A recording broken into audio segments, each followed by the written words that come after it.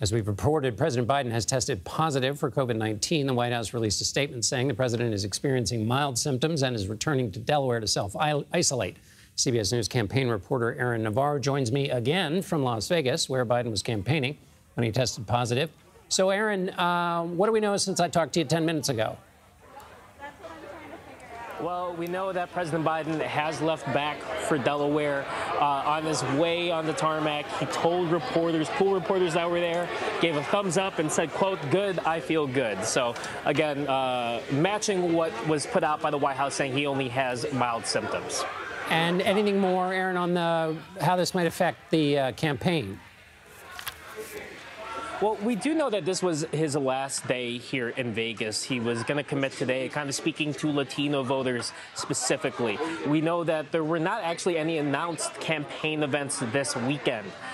So after this swing, he was going to head back out east. So in terms of how it impacts the campaign in the short term, doesn't seem like it'll be that much since he didn't have campaign events planned. We'll obviously see how long this COVID diagnosis lasts, but at least in the short term, no huge impact except for the events today he was not able to attend, like this now empty one that I am at in Vegas. And obviously, Aaron, this happens in a context. There are new reports. Adam Schiff came out today saying he should stop campaigning.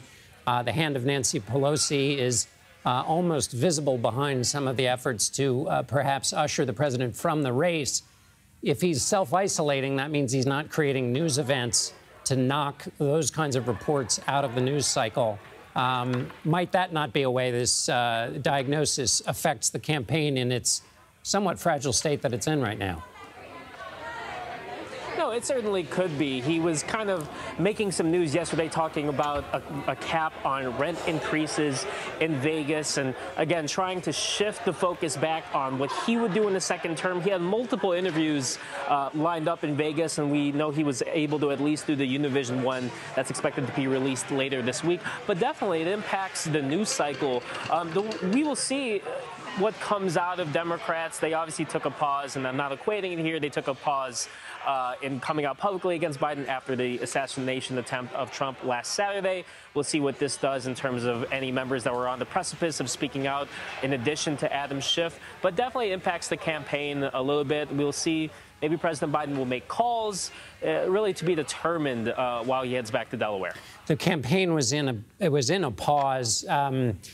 Both tonally and actively in the wake of the assassination attempt against former President Trump. How have you assessed the change in tempo now as it picks up again, not just in terms of where the president is, but as the Democrats try to take advantage of or set some brackets around the Republican convention that's taking place in Milwaukee? Well, minutes after the White House confirmed that he did have the COVID diagnosis, the campaign put out a statement about J.D. Vance and the vice president debate that's still up in the air. So at least from the campaign's perspective, they are full steam ahead in what they are doing. Again, minutes before that the diagnosis was known, the campaign was pushing this ad mentioning the Trump-Vance ticket that was focused on abortion, on a tragic story of a woman who was sexually assaulted by her father and was able to get an abortion, but now wonders for those in a similar situation that can no longer get an abortion. All this to say, the campaign is still continuing and showing indications that they are going to continue holding press conferences in Milwaukee and counter-programming to the Republican National Convention. Aaron Navarro with the Biden campaign on pause. Thanks so much, Aaron.